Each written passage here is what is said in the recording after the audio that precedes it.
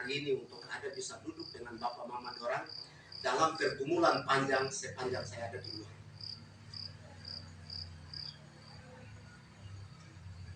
Saya terima kasih sekali untuk pertemuan ini karena difasilitasi oleh Kepala Kampung tepat pada waktu di mana apa yang sebenarnya saya harus sampaikan secara keluarga tapi juga dalam kapasitas sebagai pemilik tanah harus menyampaikan apa yang menjadi pergumulan saya kepada semua marga yang ada di kampung ini yang notabene memiliki hak di atas tanah Marawi. Ya, saya bersyukur untuk Tuhan karena Tuhan bawa hari ini untuk bisa bertemu dengan Bapak dorang, kita semua bisa duduk dan bahas masalah yang sama. Jadi kalau saya mungkin bicara itu dua hal. Satu itu berbicara dari sisi apa yang hari ini kita buat. Dalam arti tujuan utama pembangunan pos pelayanan.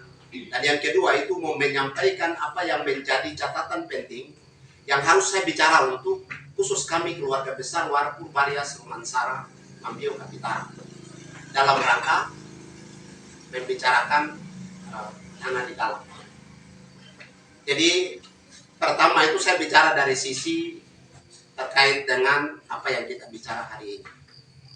Bapak Mama dorang saya tadi coba duduk renungkan pekerjaan siapa yang bisa mengumpulkan orang yang berbeda itu. Pekerjaan siapa yang bisa mengumpulkan kepentingan yang berbeda, ini bukan orang yang berbeda. Kepentingan yang berbeda. Kita hari ini bicara gereja, itu menghadirkan kepentingan gereja yang berbeda. Menghadirkan GBI, menghadirkan GPDI, menghadirkan GPRY, bahkan mungkin di sini ada yang menghadirkan Katolik. Yang artinya bahwa memiliki asas berbeda, memiliki kepentingan berbeda, memiliki tujuan berbeda dalam hal organisasi, bukan hal penyembahan. Saya pikir GPDI akan bertahan dalam prinsipnya, denominasinya, asasnya untuk mempertahankan umatnya. Saya duduk renungkan begini, kalau ini semua yang hadir ini gereja-gereja kan tujuannya itu mencari umat. Terus kita mencari berapa orang di dalam kampung ini? Itu yang saya mau coba kita berpikir secara logika. Ini kalau kita Marawi ini unik karena semua denominasi ada di sini. Pertanyaannya, kita mencari umat apa di Marawi? Saya pikir Bapak dong nanti bisa agak lucu. Nanti lucu sendiri. Ini gereja ada poros, nama CSPBA sih. Tapi toh kenapa, pertanyaannya kenapa masih ada terus? Saya dapat jawaban tadi duduk di sini dan itu yang sama kasih tahu untuk Bapak Mama. Jawabannya itu sederhana saja. Kenapa OPRF tidak ada denominasi banyak seperti kita? Kenapa Sabah, Warwe atau Wadibu tidak ada? Kenapa harus Marawi? Baru saya renungkan rancangan Tuhan bagi kampung ini. Bapak Mama, kalau kita kami yang bekerja di hotel pasti masih ingat. Dulu waktu Hotel Marawi dibangun, karyawan banyak di sini cari tempat ibadah. Benar? Cari tempat ibadah. Saya masih ingat Rosmida Sirait itu dia di Kewangan. Siapa yang tinggal di Manado satu yang tinggal di ini. Yang sekarang kakak Abi ada tinggal ini. Sebelum Pais. Di sebelah itu Pangadas yang sekarang Kalex tinggal. Ayahnya situ Katolik. Tapi yang saya lihat saya sempat lihat itu yang ibadah di jemaat di bawah itu, yang Manado itu. Yang lain semua tinggal di sini tentu cari tempat sembahyang.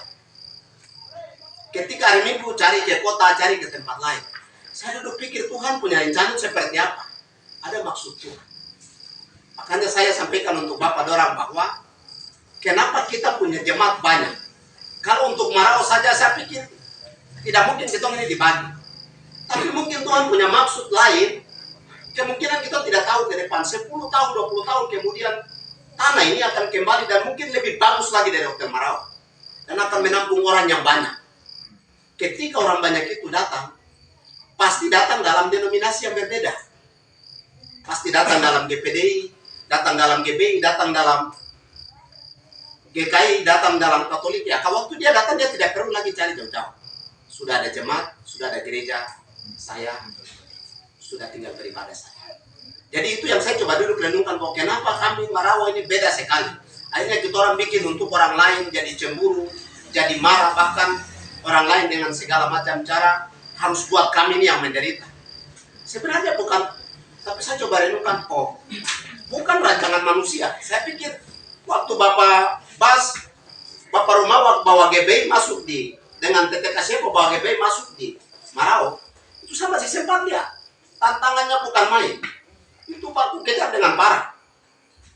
Tapi sampai hari ini yang beribadah, waktu kakak orang tidak pernah rumah kita orang. Sampai hari ini sama si GKI, berdiri sebagai GKI. Tapi ketika waktu GBI ada, hotel ada, banyak orang-orang yang datang beribadah di GBI. Saya pikir mungkin Bapak Pendeta pasti masih kenal, masih tahu waktu orang-orang yang di karyawan-karyawan yang ibadah kerja di Hotel Marau pasti bersekutu. Yang GBI pasti beribadah di GBI. Yang denominasi lainnya dia tetap cari ke kota karena tidak ada tempat untuk dia harus datang bersekutu bersama-sama dengan umatnya. Jadi saya mau sampaikan untuk Bapak Mama dorang bahwa mari kita lepas pola pikir yang tidak usah disusupi oleh pola pikir yang lain. Karena sederhana saja.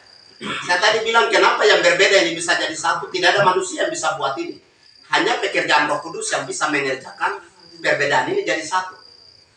Karena ya mungkin Bapak Pendeta dong, Bapak hamba dorang lebih mengerti, tahu artinya. Bapak dorang tahu bahwa waktu Roh Kudus dicurahkan, Roh Kudus membedakan, menyatukan 70 bahasa, 70 bangsa. Itu Roh Kudus satukan mereka untuk jadi satu, menanti bersama-sama murid-murid itu menanti apa yang dijanjikan Tuhan. Jadi bagi saya hari ini kita berbeda ini. Kalau masing-masing hari ini duduk dengan prinsip, saya pikir ada Roy tidak bisa duduk. Saya juga berprinsip, saya tidak mau saya punya umat keluar. Bapak Pendeta Rumawa pun demikian. Tidak, tetap bertahan prinsip, tidak akan datang. Kami jangan sampai sebentar bangun GKI dari jemaat yang hanya berpindah lagi. Sebenarnya yang saya mengerti adalah bukan. Karena kenapa saya bilang begini? Saya coba hitung jumlah. Ini jumlah kalau dibagi dalam semua maka kita habis. Tapi rencana Tuhan bagi kita, kenapa denominasi banyak ada di jemaat ini adalah mempersiapkan tempat bagi orang-orang yang akan Tuhan kirim.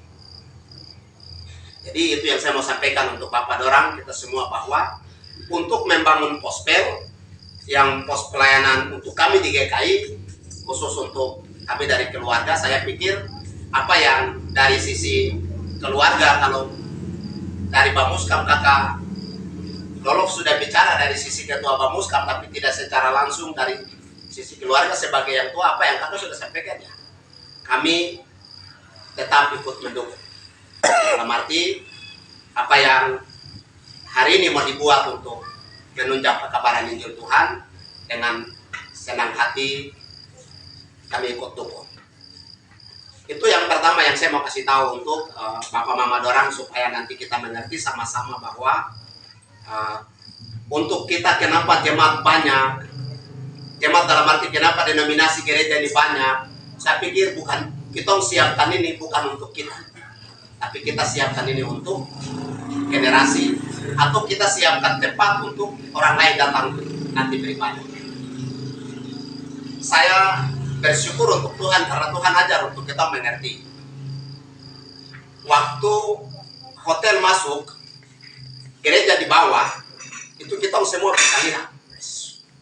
Saya waktu itu renungkan begini, kalau waktu itu kita punya niat baik untuk bangun gereja itu kasih bagus, semen banyak yang waskita karya utama karya buah, termasuk ada coran di sebelah rumah sana itu semen-semen sisa.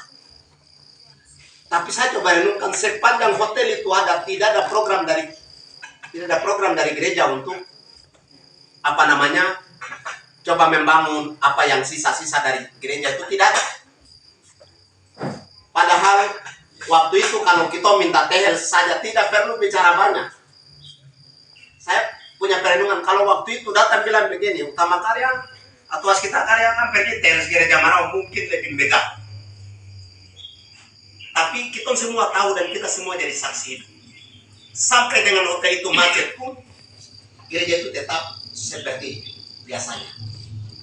Artinya bahwa ketika waktu itu kalau kita berpikir baik untuk rumah Tuhan itu dipersiapkan dengan bagus, hotel itu siap. Hotel besar, waktu itu pembangunan Hotel Marapi pasti siap untuk mensuplai bantuan. Mungkin uang yang kita minta tidak akan kasih. Tapi kalau bahan, saya pikir hotel itu bisa bangunnya lantai 2. Kenapa bisa? Karena banyak bahan yang dibuang cuma-cuma. Banyak material yang tidak dipakai dan dibuang cuma-cuma. Tapi itu sudah, Tuhan butuh hikmah. Tuhan mau orang yang pimpin itu punya hikmah. Hikmat bukan berpikir sekarang, tapi berpikir 10-20 tahun yang akan datang. Kalau waktu itu kita membangun gereja Lukas Sabah Mega, bukan jemaat yang bangun.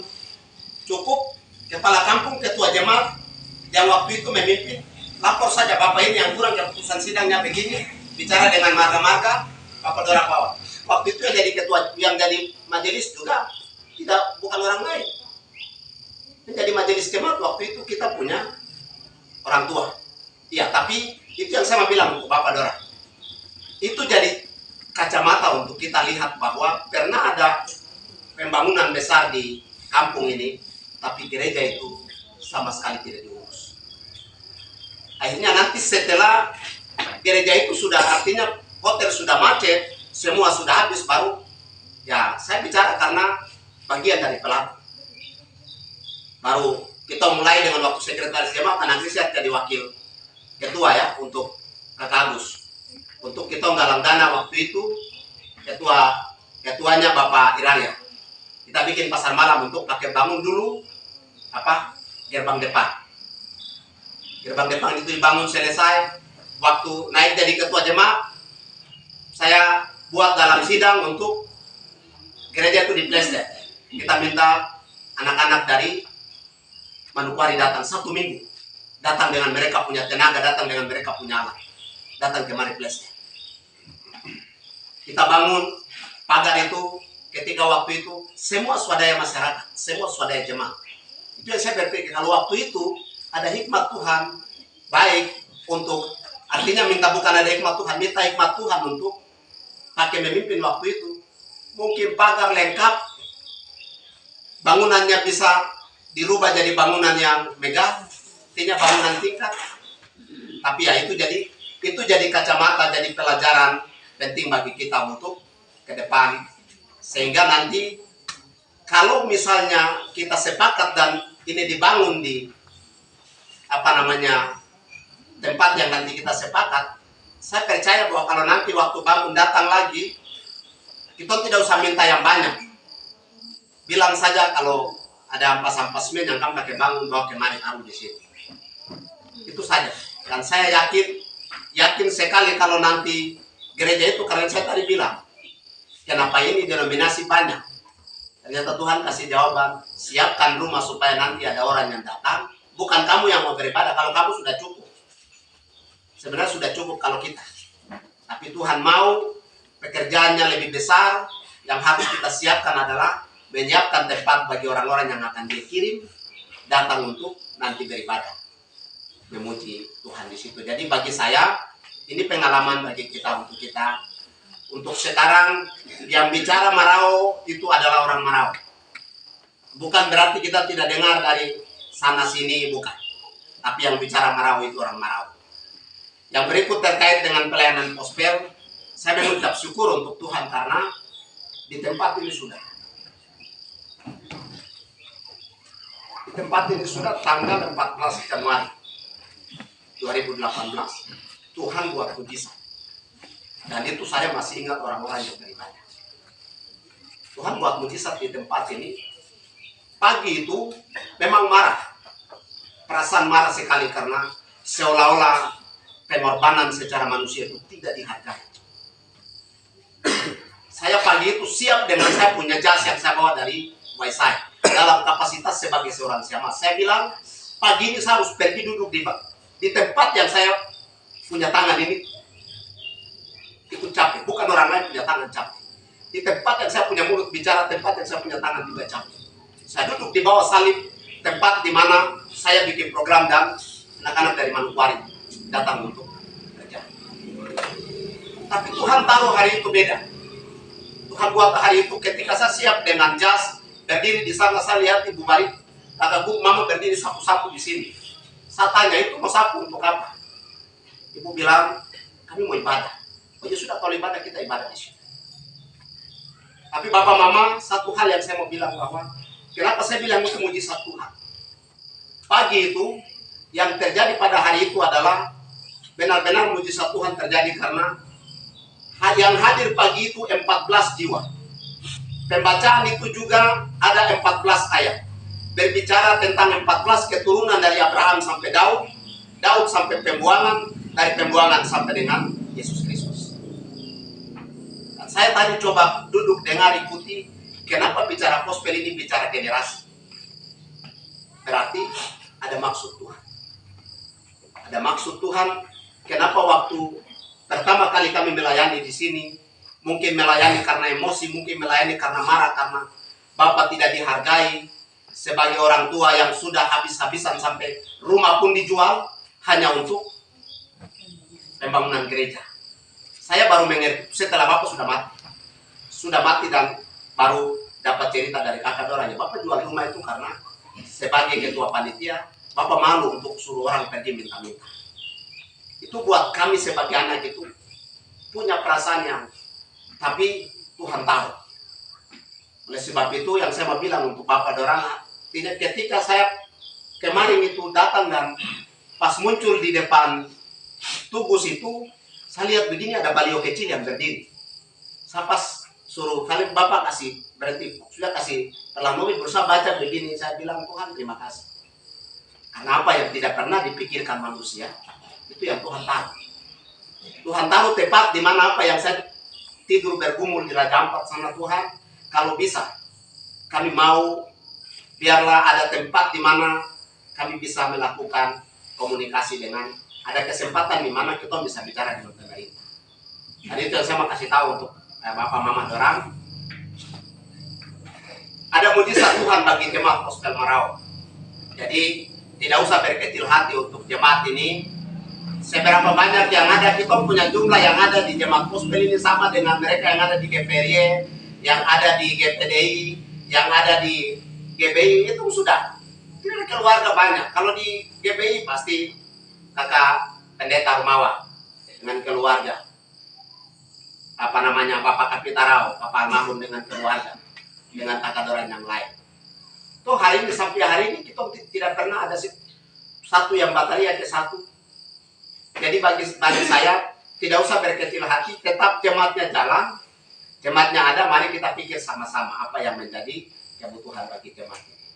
Itu yang terpenting dalam terkait dengan pelaksanaan pembangunan Gospel ini. Saya pikir tidak perlu untuk sementara pelayan-pelayan yang ada di pos pelayanan ini tidak perlu berkecil hati.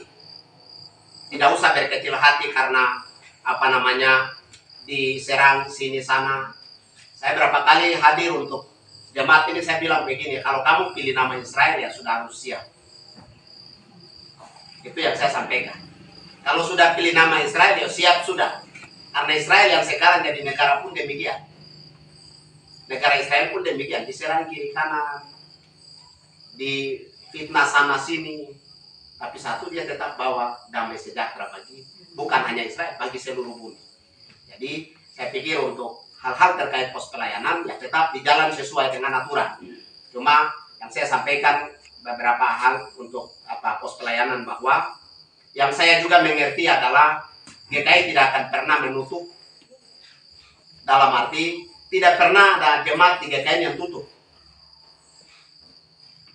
GKI buka jemaat itu dia harus pikir dulu, makanya litbang di GKI tugasnya dia harus lihat sebelum buka jemaat ini orangnya ada kah tidak, jaraknya bisa atau berpotensi ke depan menjadi jemaat yang besar atau tidak. Nah, setelah saya dengar daripada pelayan-pelayan di Gospel, dalam hal ini dari Bapak Desa dengan Bapak Doran yang lain, mereka sampaikan bahwa satu kriteria penting bagi GKI di tanah Papua itu telah terpenuhi oleh pos pelayanan ini, yaitu memiliki rekening khusus, rekening tersendiri untuk menyetor dermanya ke sinode. Nah, Bapak Mama khusus jemaat yang ada di pos pelayanan Israel, saya juga kemarin baru turun sebagai koordinator pos pelayanan sektor Gunung Hermon di GKI Afomega Waisai. Jadi kalau Bapak dong ke Raja Ampat, kalau nanti sempat ibadah ke pos pelayanan sektor Gunung Hermon, kami punya pos. Tapi kan saya mau kasih tahu, sampai dengan kemarin baru teman-teman posting di grup, baru bendahara jemaat dengan pendeta jemaat minta ke klasis untuk klasis baru mengeluarkan komunikasi dengan sinode untuk keluarkan kami punya kode rekening. Karena kami itu jemaat besar, potensinya menjadi jemaat kayak itu lingkungan kota. Jadi ketika kemarin baru, padahal itu saya mau kasih tahu ke Bapak Dora, baru kemarin hari Jumat kemarin baru kami punya rekening setoran langsung ke sinode. Yang artinya bahwa yang saya tahu kami di sana sudah siap jadi jemaat, dan itu besok dibawa di sidang klasis dan nanti akan ditetapkan di sidang sinode. Jadi itu yang saya mau kasih tahu, pos pelayanan sudah justru malah punya peringkat yang luar biasa. Artinya kenapa harus takut? Tidak perlu takut kata-kata yang nanti tidak membangun. Saya pikir anggap biasa saja. Sudah kita tidak perlu marah lagi. Bagi saya tidak usah marah. Ya, tidak usah marah. Bapak dong tidak usah marah. Dete dalam kapasitas sebagai pembina bagi pospel, kata orang yang ada jalan saja. Tidak usah, artinya yang saya bilang, Israel itu membawa damai. Israel itu membawa damai. Jadi siapapun dia, saya pikir hari ini kita tidak perlu marah. Nah, kemarin artinya minta maaf sekali karena bukan soal apa. Tapi saya kemarin coba waktu datang baru saya dengar klasis kasih pindah, om guru jemaat pindah ke Sabah. Saya tahu klasis itu sudah pernah 10 tahun saya kerja dengan yang tumbuh meja di klasis itu cuma saya. Dan don tahu Sabah itu punya karakter seperti apa. Makanya don tidak akan kasih orang lain. Orang harus kasih bagian dari kita. Tapi itu bagi saya don tidak boleh provokasi kita. Itu niat tidak baik. Kalau misalnya mereka mau tempatkan karena pelayanan, terima kasih. Tapi kalau menempatkan karena supaya nanti jadi apa? Misalnya ada om di bawah sana. Kalau saya berdiri bicara, ini saya punya IPA, ini saya punya ponakan. Ini ada om Baransano di sini. Ketika itu, jadi bagi saya itu yang saya mau sampaikan untuk kita semua, khusus pos pelayanan, bahwa kita tetap melihat dengan bijaksana. Tidak usah takut. Kalau ini terjadi karena mungkin ada niat lain, ada maksud lain, tidak usah takut.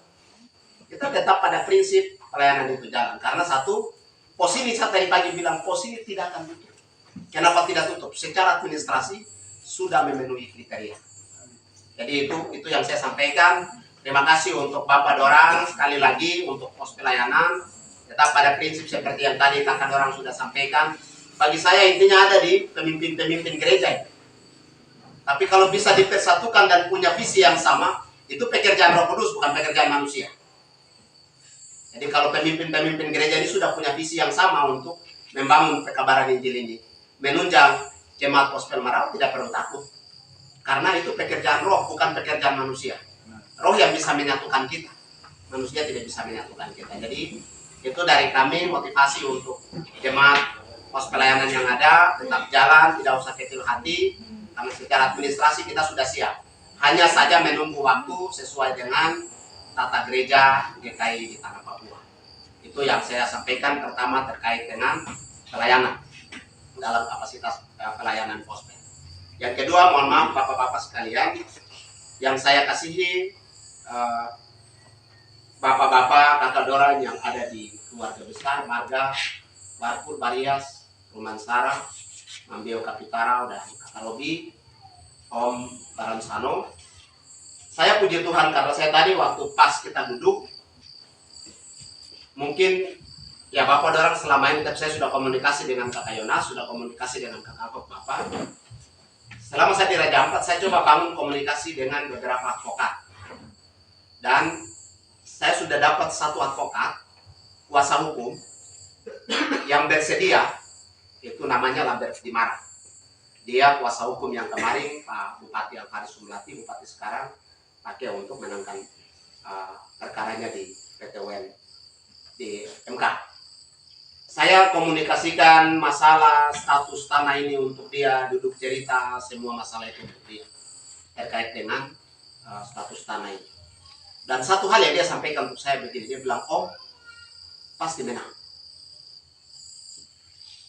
Dia bilang untuk saya, dan catatannya, WA-nya semua ada. Saya tadi foto daftar hadir, foto kita punya pertemuan saya kirim ke dia. Dan dia sampaikan untuk saya bahwa dia bilang, Om pasti menang. Tapi izinkan saya untuk turun. Saya ambil dulu data-data awal, bisa lihat keadaan, ambil data awalnya seperti apa. Baru nanti kami olah dari tim advokat, kami olah baru. Mungkin keputusannya seperti apa nanti kami akan sampaikan. Jadi itu yang saya mau kasih tahu untuk kakak orang. Saya bersyukur hari ini Tuhan bawa pertemuan ini untuk saya sampaikan maksud yang kedua. Maksud yang kedua ini adalah bagaimana kita mau bicara tanah ini. Jadi saya tadi baru ya dia, anak, saya tadi kasih tahu, anak, ini Om Dom baru mau bicara, mau bangun gereja di lokasi yang nanti kita mau bicara. Dia bilang, begini Om, sepanjang yang saya tahu fasilitas umum itu tidak pernah dibongkar. Nah itu yang saya mau kasih tahu, apa yang tadi Bapak udah bilang ini, kuasa hukum yang bicara. Ya, tidak perlu takut, tidak perlu dengar di luar-luar sana. Hari ini orang marau atau orang marau sendiri, itu saja. Kita yang punya tanah. Jadi itu yang saya mau kasih tahu untuk Bapak dorang, kakak dorang. Terima kasih saya tadi dengar kakak Bapak bilang begini. Yang di luar sana pikir, yang di dalam sini juga punya aksi. Supaya nanti waktu sama-sama, intinya adalah kalau barang ini kita bangun, saya dulu punya satu pemikiran tuh begini. Bangun 7 rumah untuk undang bupati kita duduk sama-sama. Tapi sampai hari ini, izin dari desa bupati pernah panggil untuk khusus 7 rumah ini kan tidak? Kakak Bamus kan? Tidak ada toh? Puji Tuhan. Karena waktu saya bilang di sini, saya sampai baku marah dengan Ipar Ramon. Saya bilang, Ipar tidak. Kami bangun. Bangun 7 rumah di situ. Dia mau bongkar, kayak itu dia punya uang. Bukan kita punya untuk pakai bangun. Tapi sampai hari ini, tidak ada yang bongkar. Jadi, bagi saya tidak perlu dengar yang nanti buat kita punya hati di mana. Tidak usah. Karena kami yang ada di luar, saya yakin kakak Doran juga yang ada di Jayapura, yang ada di Manokwari pasti punya pikiran yang sama. Cuma kami tunggu momen saja. Kami tunggu waktu di mana kita bisa duduk, bukan ketemu dengan orang yang nanti provokasi, tidak. Ketemu dengan orang yang ambil keputusan. Kemarin saya punya niat terakhir itu, saya berusaha kalau dapat uang, saya tanya Kak, kalau bisa kita bisa dapat kita ketemu presiden untuk tanah Marau. Kalau bisa kita ketemu, langsung ketemu di atas presiden yang putuskan. Kita jelaskan kondisi yang ada hari ini. Yang saya mau kasih tahu untuk Bapak Mama Dorang, saya coba buat itu dalam pemahaman saya secara sederhana, artinya dalam pikiran, dalam pengalaman pendidikan sederhana. Tapi saya coba buat analisa Marau ini untuk 100 tahun ke depan, 50 tahun ke depan. Itu sudah dalam bentuk buku yang catatan yang saya kasih ke pengacara untuk membantu mereka untuk melihat. Makanya kemarin saya bilang Tete, saya nanti minta, kemarin saya sudah bicara dengan Tete ambil aplikasinya untuk mau ambil data-data kampung Marau secara utuh. Nah itu kami kemarin saya sudah, puji Tuhan, sudah kasih tunjuk untuk Tete, ada aplikasi yang nanti kami pakai. Dengan aplikasi itu bantu untuk kita nanti tunjukkan secara angka. Kita bicara ke hukum itu tidak bicara saja. Kita bicara di hukum itu bicara sesuai fakta, bicara sesuai angka. Kalau itu dianalisa, analisanya seperti apa. Dan Marau ini, kalau hari ini mungkin kakak orang kita yang ada di kampung rasa biasa saja. Tapi secara angka, secara fakta, 50 tahun ke depan, kita akan jadi orang yang cepat marah. Orang Marau akan jadi orang yang cepat emosi. Kenapa cepat emosi? Karena dia sudah tidak punya tempat untuk harus bebas. Jadi itu yang saya mau kasih tahu untuk Bapak Dorang. Kalau ada yang hari ini bicara soal Marau, silakan dengar kalau yang baik. Tapi kalau sampai intervensi bilang nanti saya yang bicara, tidak usah. Karena hanya yang bisa rasa hidupnya orang Marau, yang nanti rasa dampaknya keadaan Marau itu kita sudah. Jadi itu yang saya mau kasih tahu untuk Bapak dorang. Khusus yang kedua untuk masalah tanah Marau, saya terima kasih karena itu satu pergumulan, kita buat aksi. Kita buat aksi di situ, jadi itu yang saya mau kasih tahu, terutama dari kami keluarga Warpur. Saya mau sampaikan untuk kakak dorang, khusus bagi keluarga Baryas, Rumansara yang ada di wilayah di dekat lokasi tempat di mana bangun itu, yang saya mau kasih tahu untuk kakak dorang. Saya memang khusus untuk ini, saya belum tahu, jadi saya belum bicara secara khusus dengan kakak Yonas khusus untuk bangun gereja.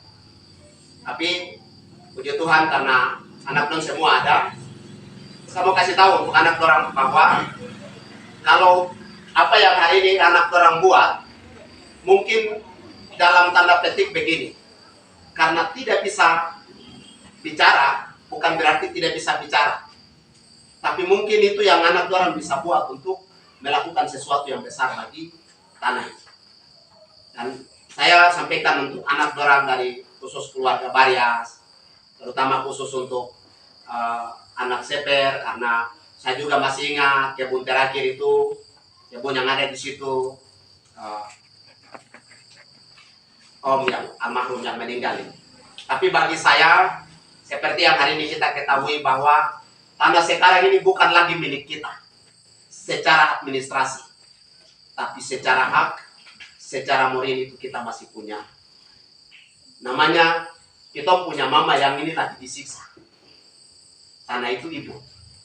Kita punya tanah yang lagi diambil, lagi disiksa. Jadi ya pasti dengan segala macam cara, kita pasti berusaha untuk tanah itu dikembalikan. Jadi, itu yang saya mau sampaikan untuk khusus kami dari Marga Warpur, sampaikan untuk kakak dorang yang ada di Baryas, juga yang ada di Rumansara, bahwa dengan yang ada di Nabur, bahwa tanah yang ada, mari kita sama-sama sehati menyerahkan untuk pekerjaan ini, karena ada maksud Tuhan di balik apa yang hari ini kita bangun. Ya, saya kemarin bilang untuk teteh begini, mungkin Tuhan kalau sebagian kecil ini kita serahkan untuk Tuhan, maka nanti Tuhan kembalikan yang besar. Jadi itu yang saya kasih tahu untuk Bapak Mama orang sekalian, khusus untuk status tanah Marau, itu yang saya kasih tahu. Secara hukum tidak usah takut, dan jangan orang bikin takut kita, karena saya hari ini yang saya mau kasih tahu untuk kakak dorang, kuasa hukumnya kami sudah cari, memang bayar, tapi saya pikir bayar itu hari ini kalau kita rugi 1.000 2.000, yang penting untuk kepentingan bagi anak-anak di kemudian hari. Jadi kemarin ketika saya diskusi dengan beliau sampaikan, Om, saya tahu bahwa untuk advokasi tanah itu bukan bayar sedikit, tapi kami secara dalam tim advokat, kami sudah punya satu komitmen untuk kalau masyarakat kami bantu, kami akan bantu. Dan kemarin terakhir dia bilang untuk saya, dan saya kasih tahu untuk Bapak Mama dorang begini, dia bilang begini, tanah Marau itu bukan kasus pidana, tanah Marau itu kasus perdata. Yang kasus perdata itu artinya kalau pidana itu dibawa ke polisi, tapi kalau kasus pidana itu dibawa ke PT UN. Kasus perdata, kalau kasus perdata itu dibawa ke PT UN. Di PT UN itu sepanjang selama yang kita mungkin kakak dong tahu ya, di PT UN itu cuma 2 saja yang kalah bayar, itu PT UN. Jadi kasus tanah Marau itu yang dia sampaikan, dan saya bilang benar bahwa kita mau penjara siapa di tanah Marau? Mau penjara Mariam sudah pergi, mau penjara Rumjak sudah pergi. Kakak mungkin mau penjara siapa? Tidak ada toh, kakak ada di situ. Kita tidak mungkin penjara siapa. Mau bilang sudah dia bikin rugi kita dari bawah dia masuk di penjara sana. Tidak ada. Jadi tanah Marau itu kasusnya perdata. Perdata itu cuma satu. Pasti penyelesaiannya pertama itu PT UN. Kalau di PT UN sampai memang susah, baru kita naik banding ke MK, Mahkamah Konstitusi. Ya, kalau sampai di MK, kalau MK putuskan, oh yang menang masyarakat, pemerintah bayar. Itu saja. Dan sepanjang yang kita tahu kalau masyarakat berlawanan dengan pemerintah, pasti pemerintah punya hati. Mungkin juga dia rasa kalah, atau mungkin dia pasti rasa menang, tapi pasti berpikir bahwa ini Bapak menang, Bapak kasihan. anak-anak ini menderita yang sudah dia menang sudah, artinya dia berikan kita menang untuk supaya kita baik aman begitu. Jadi itu yang saya mau kasih tahu untuk bapak mama orang, khusus untuk tanah itu hari ini kalau kita sepakat sama-sama anak orang sudah punya kesepakatan untuk bersihkan untuk punya niat kita bangun di situ, bangun saja, tidak usah takut, jangan berpikir bahwa nanti bangun kamu siap babat saja urusan di atas itu, nanti urusan di hukum bisa pikir, tidak usah takut, ada Om Madolov, ada kakak John, tidak usah takut.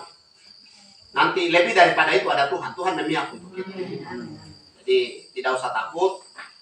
Kalau nanti itu jadi permasalahan dalam arti itu jadi pergumulan, permasalahan secara hukum, maka apa yang hari ini saya bicara untuk Bapak Mama Dorang, hasil komunikasinya mudah-mudahan Tuhan tolong nanti kalau saya diskusi dengan beliau dan beliau turun, mungkin nanti Bapak Dorang ikut ya. Tapi dia turun pertama itu hanya turun untuk ambil data. Kayak kemarin saya sampaikan, saya tadi belum kasih tahu nih kakak Bapak, kakak Yonas turun karena kakak yang kita tahu dia yang artinya punya data paling banyak. Mungkin nanti kalau turun baru ada kakak Robi, ada kakak Bapak, ada kakak Doran yang lain yang masih sebagai pelaku. Mungkin nanti kita hadirkan untuk berikan informasi untuk beliau sebagai data awal untuk beliau bawa pulang untuk nanti mereka bahas dalam tim advokat. Jadi saya pikir itu saja yang saya bisa sampaikan untuk Bapak Mama Dorang yang terkait dengan persoalan artinya apa yang kita bicara malam hari ini.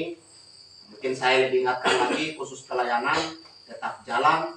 Tuhan tidak butuh banyak orang, Tuhan hanya butuh lebih dari satu. Itu yang